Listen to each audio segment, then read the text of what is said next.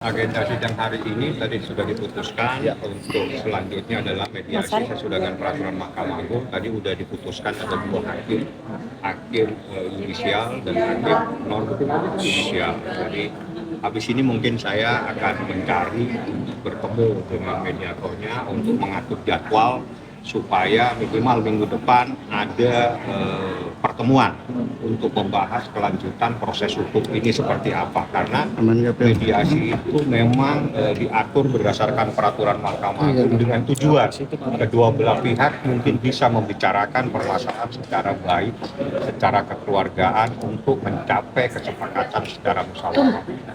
Tadi sempat juga ditawarkan mediator dari luar, Bang. Kenapa alasannya memilih untuk dari mediator? Karena yang terdaftar itu mediatornya itu pasti ada di pengadilan. Jadi setiap pengadilan negeri, seingat saya, di tanggal 13 November 2024. Bang, saat mediasi nanti mungkin Nikita Mirzani akan menyampaikan apa, Bang? Mungkin ada pesan kalau usulan mediasi itu bisa saya buatkan, tapi berdasarkan peraturan Mahkamah Agung, para pihak, artinya para pihak itu prinsipal ya, di dalam hukum itu istilahnya prinsipal, diwajibkan untuk hadir, kecuali dengan hal-hal yang memang luar biasa dia tidak bisa hadir. Nah, yang jadi masalah, posisi Nikita Mirzani saat ini ada dalam tahanan, Ismail Marzuki ada dalam tahanan, dan itu menjadi kebijakan daripada kejaksaan. Apakah memberikan izin atau tidak? Nanti mungkin, ataukah ada jalan keluar lain, misalnya melalui video call atau apa. Nanti kita lihat teknis, itu teknis yang akan disepakati dengan hakim mediator. Nanti ada peluang damai. Semua pasti ada peluang. Kenapa sih sesuatu yang bisa kita bicarakan tidak kita bicarakan, ya kan? Semua bisa, tapi kalau misalnya tidak ada titik temu ya proses itu tetap berlanjut, karena di dalam suatu permasalahan titik akhir dari persoalan itu adalah mencari kebenaran. Dalam kebenaran itu pasti ada keputusan. Bang, jika emang ada peluang untuk berdamai, apakah seperti apa perdamaian? Saya tidak tahu, cuma aturan mediasi itu adalah mendamaikan para pihak, menjembatani para pihak supaya membahas permasalahan tersebut secara baik. Itu adalah fungsi mediasi, di mana dalam mediasi itu akan ada namanya hakim mediator. Mereka yang akan, apa sih usulanmu misalnya, dari saya mengusulkan apa, nanti dari tergugat mengusulkan apa, itu teknis. Nah, kita lihatlah, kalau memang ada hal-hal yang bisa dibicarakan. Kalau misalnya tidak ada titik temu, ya proses hukum berlanjut. Tapi saya kan belum bertemu lagi. Hasil ini nanti akan saya sampaikan. Pasti minimal hari ini atau besok saya akan bertemu, besok dengan jadwal yang diatur oleh rutan. Jadwalnya kan hari kerja ya, dengan jam yang patut, jam pagi. Nanti pada saat saya besok akan saya sampaikan, nih ada hasil sidang seperti ini, dibentuk hakim mediator 2 orang, nanti Niki usulannya apa. Nanti mereka usulannya apa, nanti ya itulah dijembatani oleh hakim ini. Bang, jika tergugat ingin negosiasi, saya tidak bisa menanggapi. Yang jelas kita kembali ke sistem ya. Sistem yang diatur dalam peraturan Mahkamah Agung, hakim mediator adalah menjembatani, mendamaikan, memberikan jalan keluar kedua belah pihak untuk membahas, membicarakan secara baik-baik. Itu fungsi hakim mediator. Ya kita lihat nanti seperti apa. Artinya pada saat perkara ini sudah diserahkan ke hakim mediator, maka semuanya ada di tangan hakim mediator untuk mencoba mempertemukan, menjembatani, mendamaikan, memusyawarahkan persoalan tersebut. Saya bukan biasa menghitung. Saya tidak bawa kalkulator. Kalau semua harus kita berbesar hati, hidup ini harus berbesar hati, tidak ada yang kecil. Yang jelas peraturannya yang harus kita taati. Peraturannya seperti itu. Kita lihat nanti. Ini kan saya belum ketemu nih. Habis ini saya coba akan mencari hakim mediatornya siapa. Kita jadwalin apakah minggu depan atau 2 minggu lagi. Karena batasan untuk mediator itu, batasan untuk mediasi itu 1 bulan. Terhitung sejak nanti kapan nih, apakah sejak hari ini atau minggu depan nanti diputuskan oleh hakim mediator. Kabarnya kita sekarang bagaimana? Baik-baik ya, dalam keadaan sehat. Dia ingin bertemu Reza Gladys.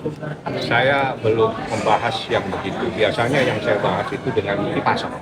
Pasal saya bahas, unsur saya bahas, pidananya saya bahas. Hal-hal di luar itu saya jarang membahas hal-hal tidak ada relevansinya dengan persoalan hukum karena hal-hal pribadi saya tidak akan masuk.